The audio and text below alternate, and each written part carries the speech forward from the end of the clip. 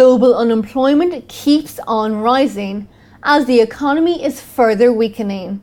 Revised figures have shown that 196 people were looking for work last year. This figure is expected to rise to 202 million this year. I have Ekkehard Ernst from the International Labour Organization in the studio. Ekkehard, welcome today. Hello, thank you for inviting. So Ekkehard, no improvement is expected. Now, can you walk us through this report and the findings? Well, first of all, we do see indeed that the global unemployment figure is expected to rise further. We expect this year to have a global unemployment rate of about 6%, slight further worsening next year, and then we stay for the next 5 years approximately at this very high level of global unemployment. There are several factors that contribute to this worsening of the situation. First of all, despite the fact that the recovery is now in its 5th year, the unemployment duration rate, the creation of new jobs is not taken off the ground. There are no new jobs being created, so people stay longer and longer unemployed. Partly because of a very low aggregate demand. Aggregate demand still doesn't pick up. Partly because there's a lot of uncertainty still in the market. Companies do not expect much from the future. They do not know how to read the future, and so they prevent or they do not invest in new capacity, new jobs.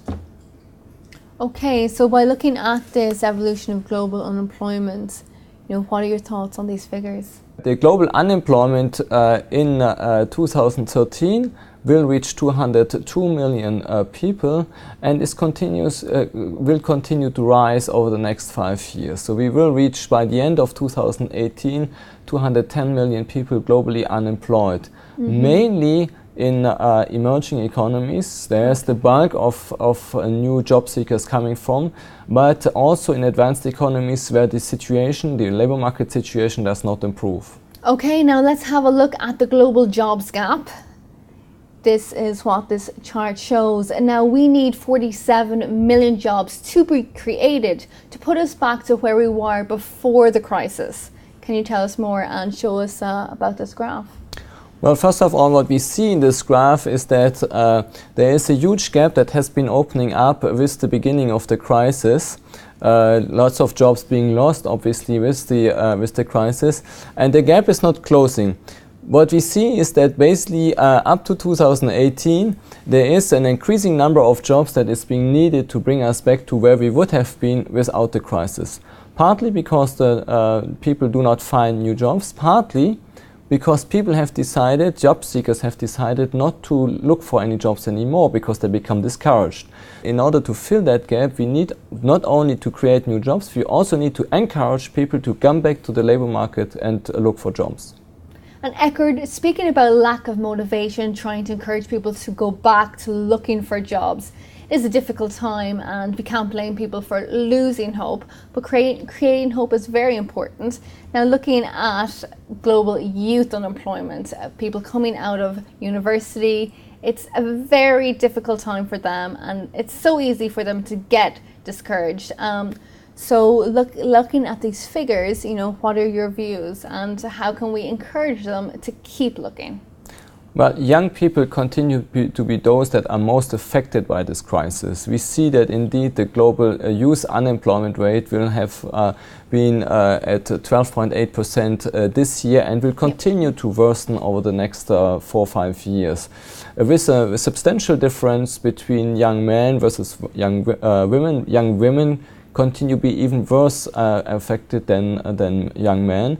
And clearly these people are extremely discouraged. We see that there's an increasing number of young people who are neither in education nor in training nor at work. So this is a growing group of people who are completely discouraged and will be very difficult to motivate to come back to the labor market.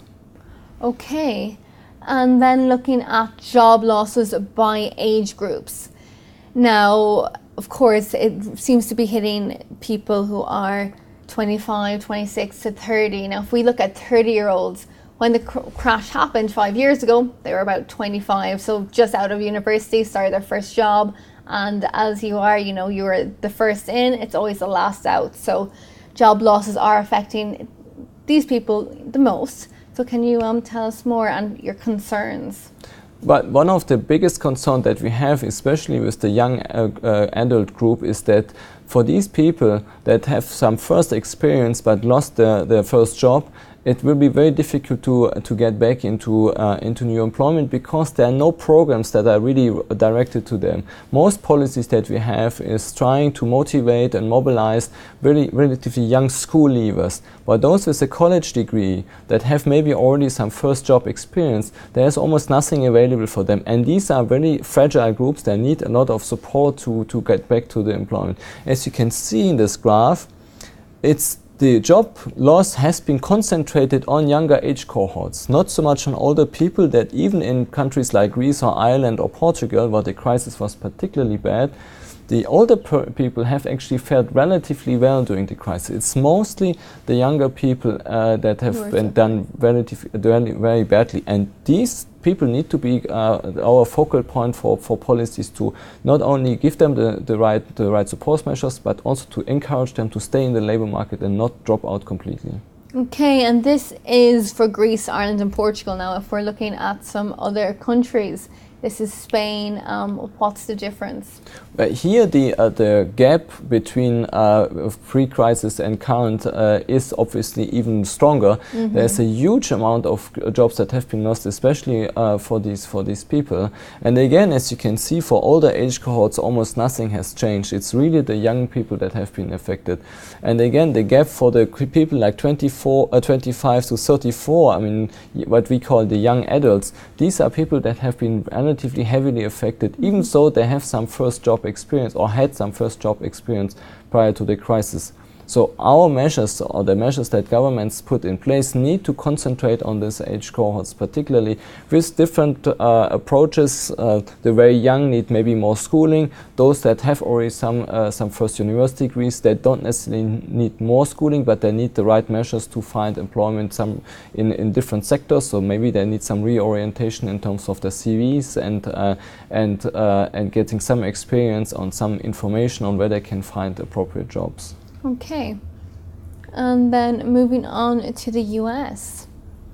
Well, the United States is in a fortunate situation that their job loss has been relatively limited, and we do see now that a lot of employment has been created over the last 2 or 3 years. Mm-hmm. But even in the US, much of the decline in the unemployment rate comes from a reduction in participation. So a lot of people have been discouraged, they leave the labor market, including young people.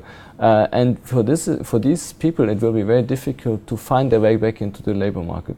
So if you really want to see a strong improvement in employment in the US, it's more important to bring them back and mobilize this, rather than kind of just looking at the headline unemployment figure that seems to indicate some improvement. Okay, thank you very much, Ekkehard. Anything else you would like to mention before we finish?